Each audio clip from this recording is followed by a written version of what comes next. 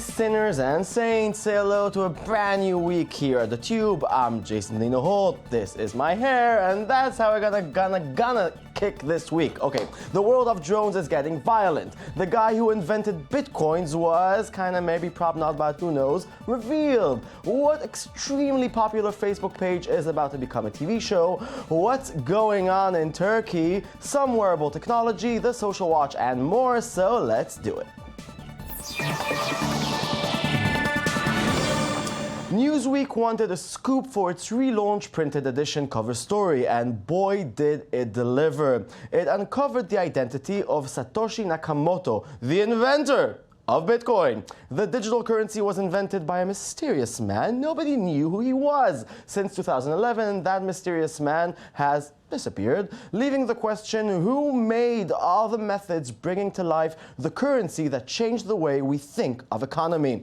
Now that man has been revealed, or was he? After the article was published, Nakamoto came out and denied everything, which means that one of the two is wrong. Either Nakamoto is lying through his teeth, or Newsweek has made what is probably the biggest blunder in its 81-year history. Here's Nakamoto trying to avoid the press. Okay, Jay, look at these cards. Why did you create Bitcoin, sir? Okay, no questions right now. I want my free lunch. Sir, can we ask you about Bitcoin? Why were you involved in Bitcoin? Okay, I'm not involved in Bitcoin. Okay? Who's involved in Bitcoin? Wait a minute. I want free lunch first. I'm going to go with this guy. Okay, after lunch, are you going to be talking to us? So let's get over. Anyway.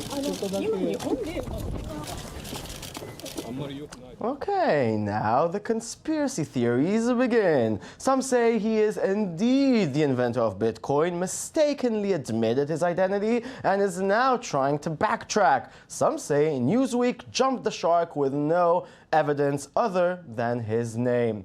We might never know. Anyway, we got another juicy Bitcoin story. That's good enough for me. We continue our daily journey in Turkey, a country whose people might soon need to fight for their right to Facebook. Turkey's under fire prime minister has warned his government could ban Facebook and YouTube. Prime Minister Erdogan, speaking to Turkish broadcast ATV, said the websites encourage every kind of immorality and espionage for their own ends. This comes after months of harsh reactions worldwide to a Turkish web crackdown that has included a new law approved in February tightening government control of the internet. What is so frightening to Erdogan about Facebook and YouTube? Well, in a recording posted to YouTube on Thursday, Erdogan is heard threatening a newspaper owner over the telephone about an article and suggesting the journalist involved should be sacked. President Abdullah Gül indicated that he would not go along with the Prime Minister's plan, saying it is out of the question. With us via Skype to make some sense in this story is Galia Lindenstrauss from the Institute for National Security Studies, an expert on Turkish foreign policy. Thank you for joining us. So, is it a political game, or can Erdogan really block Facebook and YouTube? Well, in theory you can, but the problem is that Facebook is very popular in Turkey. More than 80% of the internet users, which is at least half of the population, are connected to Facebook. And also Twitter is very popular in Turkey. It has a 30% penetration rate. We see from time to time the protesters in Istanbul, but still Erdogan is going forward with his plan to control the web. Can the protesters change the situation? I wouldn't say the protesters on the street, but all the social media users are using the social media sites and are voicing their criticism. So it's definitely, there's a lot of protest going on the social media. Is this an act of a desperate man or a man in a desperate situation? Definitely Erdogan is in a very, very difficult situation. He's fighting for his political future. All these allegations about corruption, all these YouTube movies YouTube recordings in which he's talking to his son and allegedly saying to him to hide the money. And these videos or recordings have got more than 2 million viewers. So all these things are making him very tense regarding YouTube and Facebook, and that's why he's voicing this criticism. We also have to remember that in the past he's called Twitter a menace. But I would say also that actually he's ambiguous, or the Justice and Development Party is ambiguous about the social media because it has very developed sites of its own. The party itself, Erdogan, the president, all these people are using the social media, or at least their assistants are using it. So I would say it's an ambivalent stance. Does controlling and censoring the internet change the chances of Turkey to join the European Union? Do they even, I don't know, care about it? Yes, I would say they care, and I do say they're open to, or at least they're listening to EU criticism. We have to remember that all these regulations about the internet are not new in Turkey. Already in 2007, we had an internet law which received condemnation from the EU. So from time to time, we see that the Turkish government is trying to raise censorship on the internet. The public reacts. It somehow downplays the censorship, and then when later on it comes again, it tries again. Okay, but will blocking YouTube and Facebook have a political influence inside Turkey? Well, currently it's just a threat. The Turkish president has said that this will not happen, so we're just talking in theory meanwhile. But we have elections in Turkey. We have in the end of the month, we have the local elections. We still see in public opinion polls that Erdogan is strong. He hasn't lost his popularity, or at least he hasn't lost all his popularity.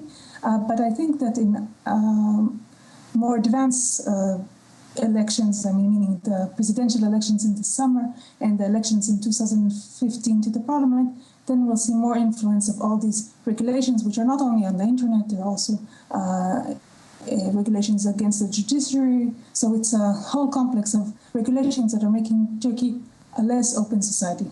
Okay, thank you very much. Thank you very much.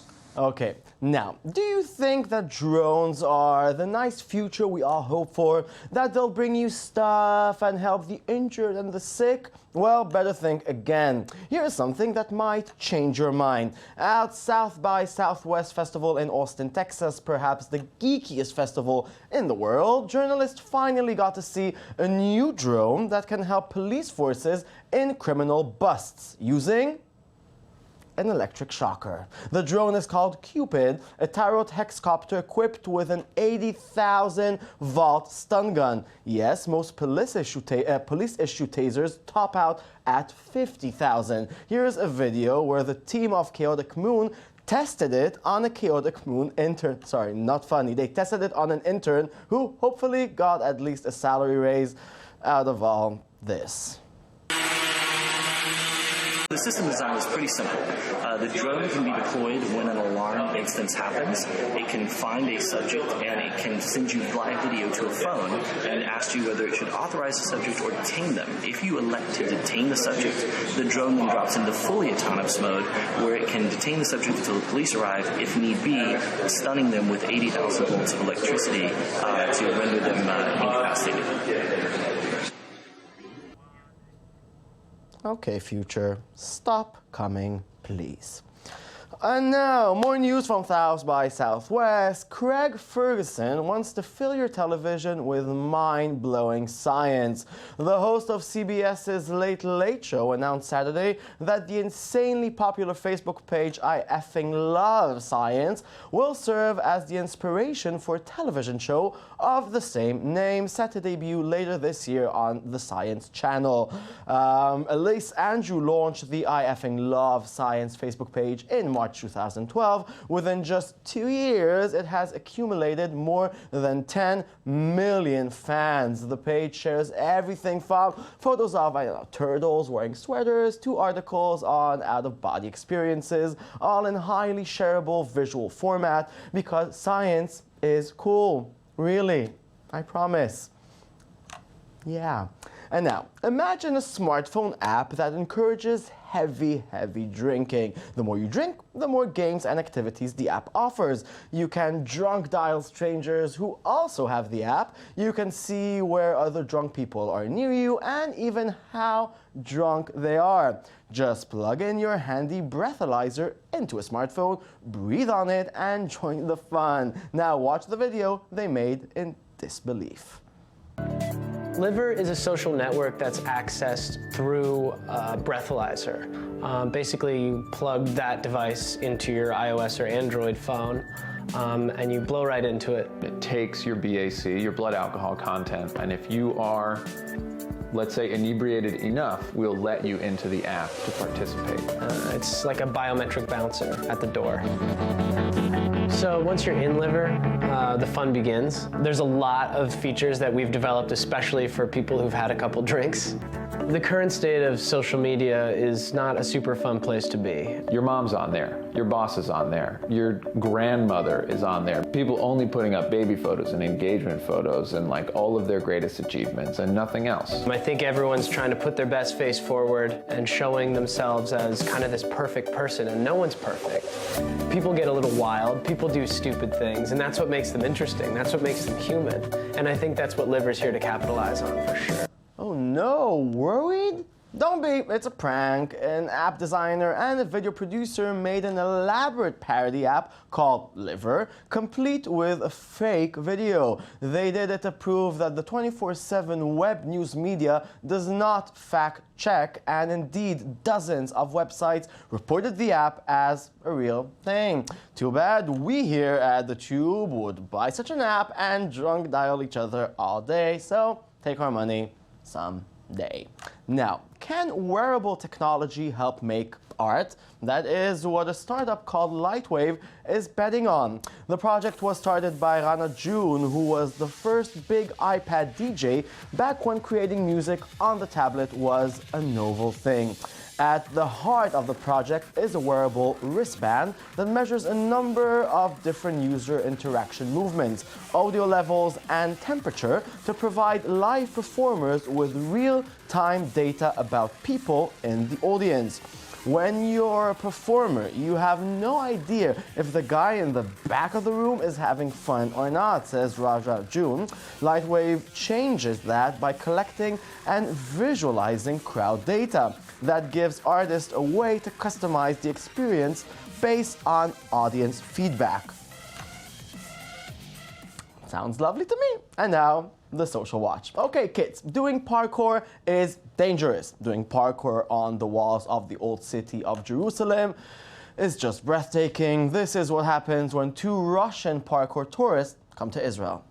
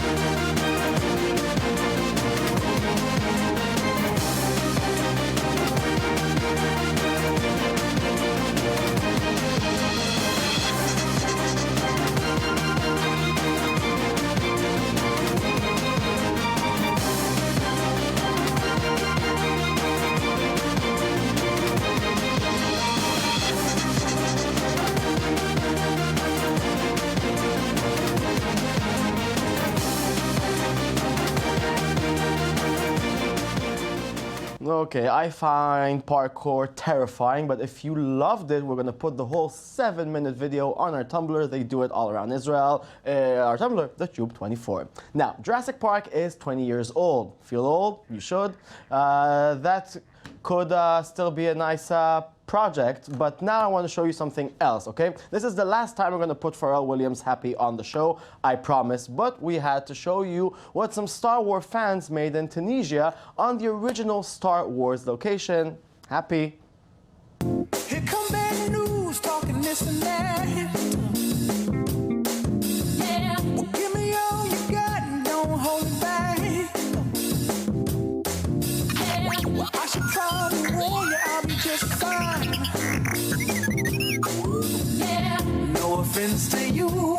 waste your time.